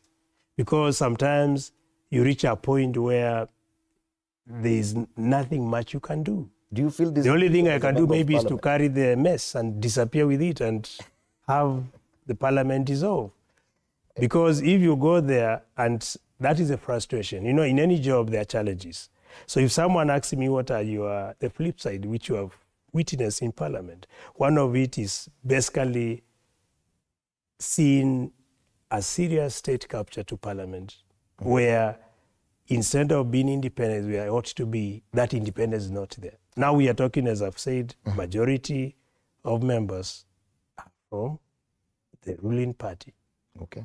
And that is taking us back to single party system. So what are you telling us as Kenyans? Because we saw, and if you go back to the issue and the debate of privatization of government institutions and entities, parastatals that we are talking about, that we saw Parliament actually give up its role and said giving the executive an overriding power to actually conduct the privatization without necessarily involving Parliament every time they do it. Parliament's advocating. Can I tell you something? Does it mean that going forward, the executive can do any of this? You're asking me, what are we telling Kenyans? Yes. And now I'm speaking as a patriot. If Kenyans want to see sanity in governance, let's drop this thing of my tribe. Let's drop this thing of I can only vote someone who has given me money. If we drop those two, we are going to get the right leaders, regardless of which party they come from. Remember in Central, if you are not with UDA, you could not be voted in. The same with in the Kalenjin region, in the Rift Valley. If you are not with UDA, you could not see yourself to Parliament. So many people lost their seats simply because they were not with the parties. This is what has brought us to where we are today. If we want to get the real leaders, let's forget about mainly parties. Let's so you do agree about tribes. Let's forget about those with money. So you do agree now some of these deals, for your information, some yeah. of these deals happening is for people who are trying to prepare for 2027 elections to make more money to come and bribe their way in. And Parliament can do nothing. And how do you do? Look at from the speaker. How was he elected? By majority. The whipping from UDA party. Majority of the members are from UDA party. Now ODM has joined. So we are left with a very small number of independent thinkers who are there to represent their people rightly, you know. And I asked you this question when we started. Do you think that the National Assembly is the weakest link in as far as problems we are facing 2 years on? I would not, I don't want to condemn the entire parliament. I know you're a member of the same Assembly. I don't want to condemn the entire parliament. And you could be sanctioned by the speaker. But do you think that you're getting close to being the weakest link by the conduct of the National Assembly over the past 2 years? Well, the truth is, Parliament, because of that state capture, it is making us not deliver as we are ought to do. And that's why the calls even to dissolve, even if you dissolve Parliament today, unless we kill that what I've said, that element of my tribe, the element of money being very key to politics or political process, even if we dissolve Parliament, we are likely to get the same kind of arrangement where UDA, for example, because, money will be completely poured to, manage political affairs in the country. So it can only work if Kenya say no to money and say no to tribe and vote people based on personality. But we are yet to be there. That is the biggest challenge. Because you'll just change maybe faces and have people who are performing the same way. Remember time of Kibaki. Kibaki did not interfere with the parliament. That is where that period people delivered. You could speak independently.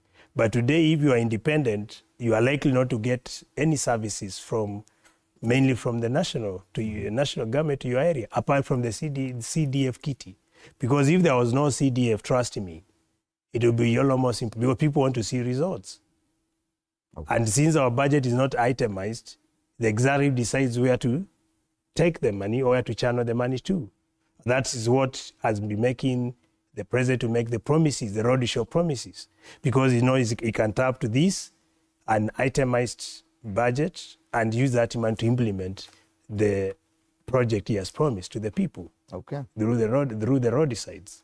But if it was itemized, you can't be able to take money from a project which Kenyans knew this money was earmarked for this particular project. If we were at that level, then these roadshows and also the panic and also the manipulation with the parliament will not be happening. But the manipulation is because those who are singing with the executive, they are likely to benefit more than those who are not singing with the executive. And they are the majority. Yes, and that is what is happening. All right. There are some areas where tamaking of, upgrading of roads to bitumen standard is happening. When other areas have been singing the song, we want our roads to be upgraded to bitumen standard, but it's not happening simply because it's assuming that is a opposition area, which is very wrong because those people pay taxes. Yeah. All right. Of course, we'll continue getting the scorecard of both the President and the National Assembly, as well as the Senate. 2 years after they were sworn in, the National Assembly made it back to Parliament after a month-long recess. While they were on recess, the 2-year mark, that was 25th of August, 2022. We marked that, I think, a week ago. And we continue taking a look and monitoring the performance of Parliament.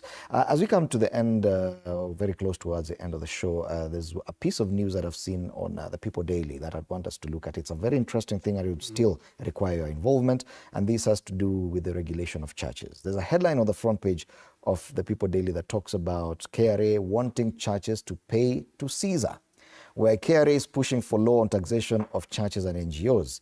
Taxman is telling the lawmakers that some of the organizations had moved away from their core mandate and are now engaging in business that generate income. So the Kenya Revenue Authority now wants lawmakers to approve the income tax regulations, charitable organizations and donations exemptions to allow it crack the whip on churches and NGOs which have engaged in income-generating business and are not paying taxes.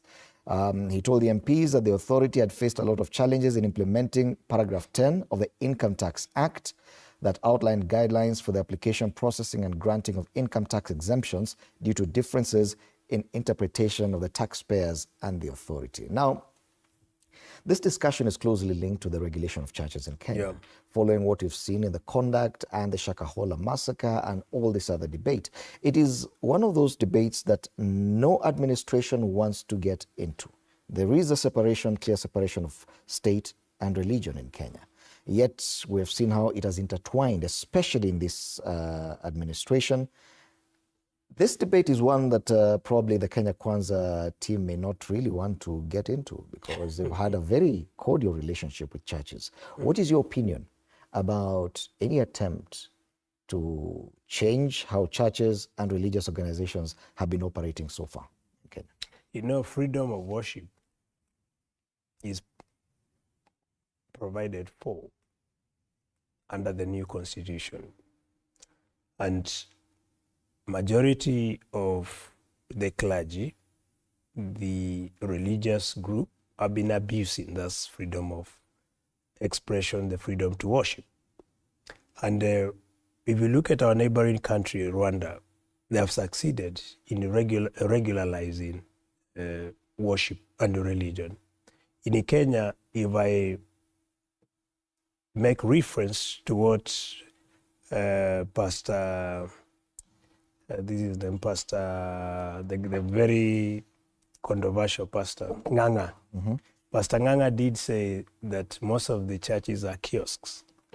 And that was clearly telling Kenyans that not all religious outfits or not all churches that we go to worship have the motivation to, the spiritual motivation as a main agenda, but basically an outlet to be able to collect money and or to make income. That is what perhaps has agitated the Kenya Revenue Authority to be able to decide or to come to think of taxing churches. So, yes, this is the time to regulate the churches. I think it's the right time. Because today you find someone who has perhaps lost hope career-wise, who have not been able to engage in a meaningful income-generating activity. What they start with is just you buy a mic, you buy one generator, and then you have one speaker.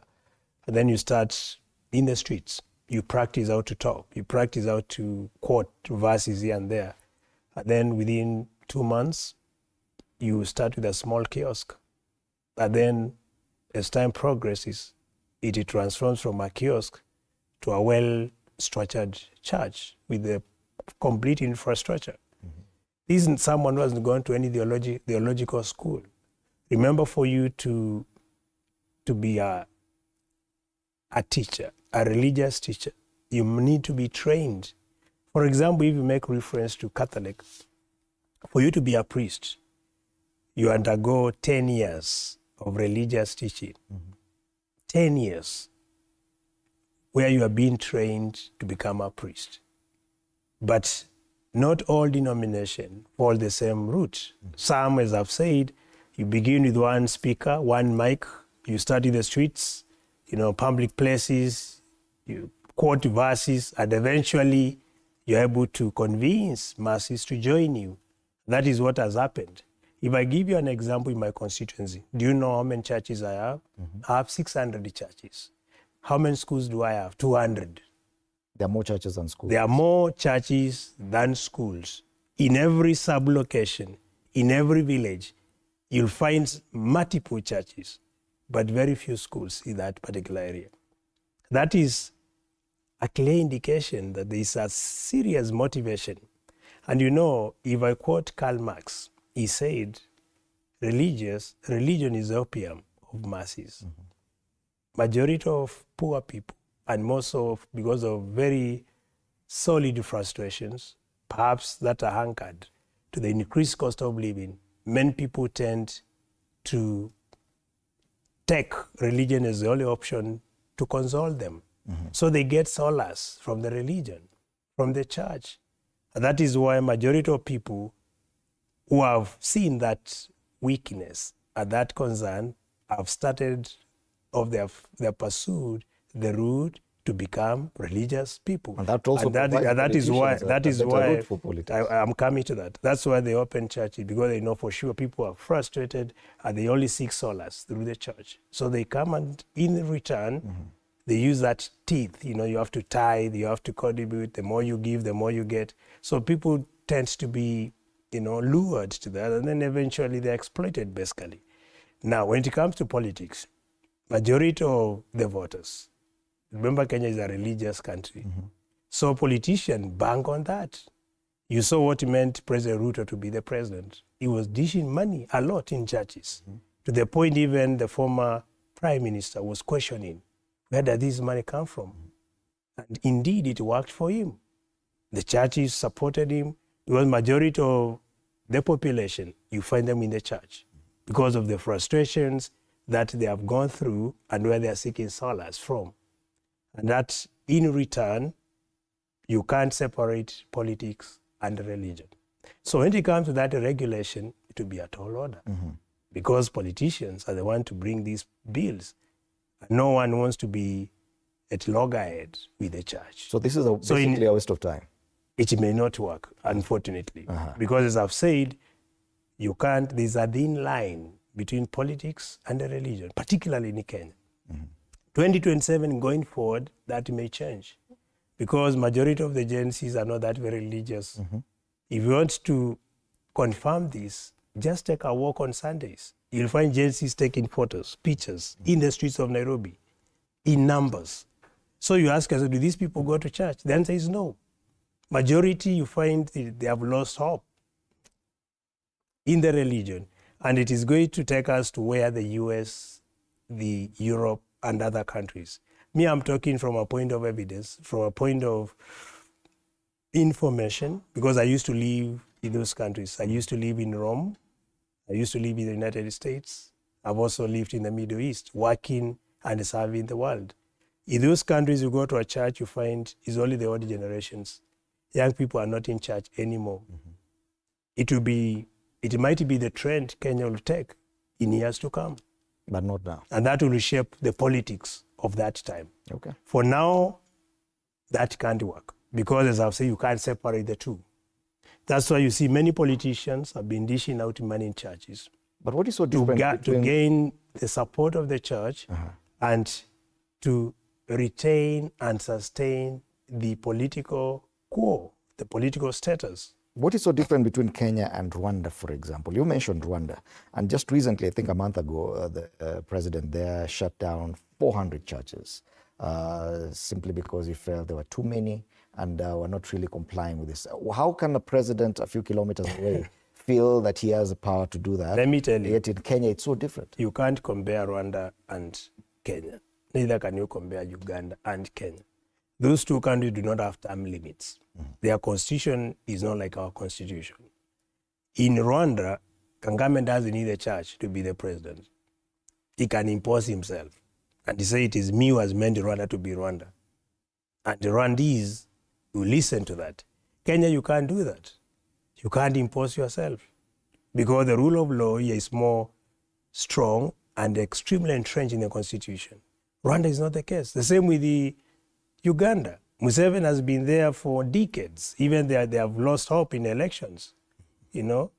So you can't compare the two. All right. Yeah. Okay, as we end the show, we've looked at both the president's 2 years and the National Assembly's 2 years. And basically, your sentiments is, it leaves us feeling quite hopeless and helpless. Do you feel or do you think that there's possibility of a turnaround? There's only 2 years, there's 3 more before 2027. Do you feel that there's a possibility that the National Assembly could make a turnaround? And probably, and what would it take for them to make that turnaround and start working for the people, even for the president too, as you make your final remarks? Do you think there's a possibility that the president could take into account what nation and the country feels and needs and make a drastic change in the way he does his thing? First, I'm sorry if I made you and others feel hopeless that things may not change. But as I said, I'm a realist. I try not to create hope where there's no hope. The only turnaround is when the electorate demand that the people they elected should represent their views, but not their views, not their interests. And that will happen, for example, those who voted in favor of the 2024 finance bill, what happened in their constituencies? The citizens were even booing them and telling them, we don't want to hear from you. That was making them change. So the same pressure should be inserted or should be exerted by the electorates. If in your constituency you feel your member of parliament is not representing you well or is not making contribution as you would want him to do, then inform him. Tell him, my friend, you let us down. Even, you're able to quote from the chronology of events where you say in 2023 you voted against my will. You voted yes when I wanted it to be no. In 2024, you voted yes when I wanted you to vote no. Otherwise, you make him understand the mistakes and the letdown he has done to you as an electorate, then you'll make that person reorganize himself and start representing you, but not to represent the party. But if you don't do that, then we don't expect any change. Because remember, as I've said, there are people who cannot vote independently. They ask the party, which direction should we take? Then you forget you are voted by the people, not the party. So you are there to represent the people in the right interest. If whatever is being brought forward is not good for the citizens, then you don't need to support it. If it is good, support it. And that is the independence of parliament, which is contained and enshrined in the constitution. But if that's not the case, then we don't need to continue giving hope where there is no hope. Okay. Yeah. I'm not so sure if you've given us hope anyway. But reality is also good. What about the president? Do you think there's a possibility that we could see a marked shift from how he has done his thing in the past 2 years? I don't know. I don't think there's any much to change. Yeah. All right. Very helpless and hopeless and to the news review this morning. Thank you so much, Basil Robert Ngui, MP, Yatta constituency, a realist, and he tells it just as it is. Members of the National Assembly went back to work yesterday. Should we expect anything positive from that direction? Well, he feels mutangoja kiasi. All right. A quick look at the headlines today again. A damned lot, that's the front page of the Standard. The standoff between the police service and the judiciary. What do they know about Adani deals? Questions being asked about the cabinet and what deals they got into with the Indian conglomerate over the past few years. Plot to impeach Rigiji revived. This is the most dramatic headline this morning on the front page of the Star. And as we always say, smart people read the Star. So